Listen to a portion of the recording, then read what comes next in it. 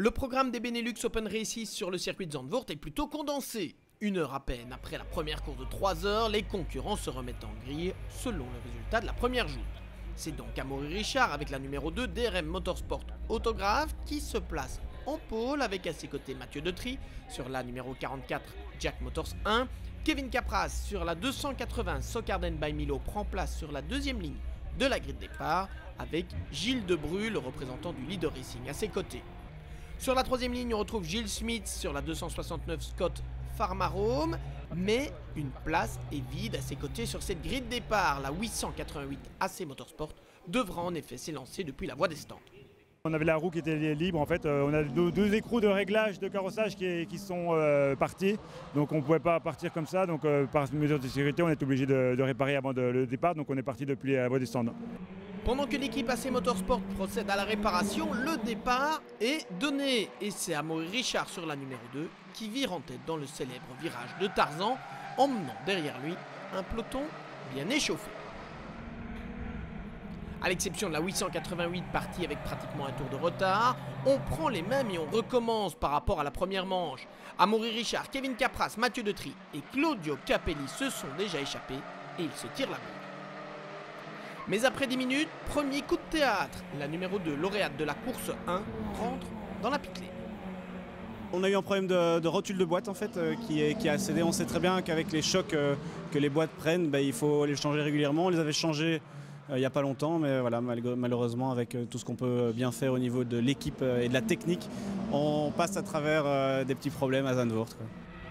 Après 1 heure de course, la 44 Jack Motors doit elle aussi rentrer dans la pit lane pour réparer un élément de carrosserie qui bouge. Après un contact, la voiture retombe à la 11e place. En tête, la 285 Autocapacé Corset Warner Experience de Claudio Capelli et Sean McInerney a pris les commandes devant la 280 Socarden by Milo pilotée par Lorenzo Doniaco, Kevin Capras et Kevin Balthazar. À la 3e place, l'équipe Leader Racing vise un podium avec la 65 de Sébastien Kluskens et Gilles Debru, mais le Bruxellois se fait surprendre au virage Hugenholt. Il a violemment percuté le mur. Le pilote est indemne, mais la safety car doit monter en piste pour neutraliser la course. Cette safety car permet à la numéro 44 de revenir dans le match et après le dernier pit stop, c'est Mathieu Detry qui se retrouve en tête devant un Kevin Capras survolté et qui jette toutes ses forces dans la bagarre.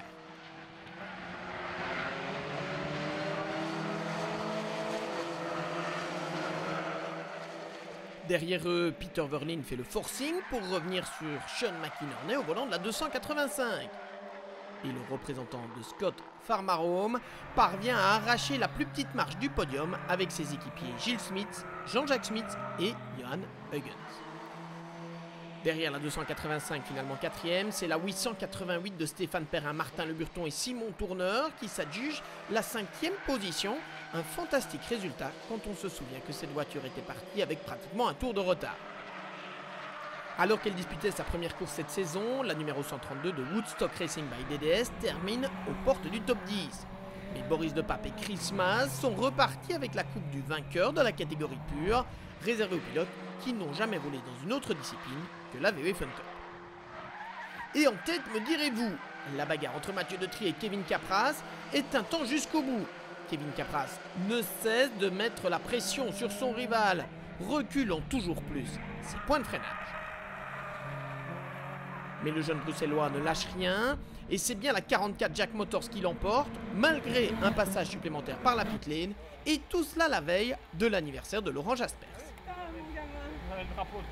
Elle était belle celle-là, on revenait de loin. C'était les 50 minutes les plus longues de ma vie je pense. Devant Kevin Capras, c'était très chaud mais on s'est bien amusé.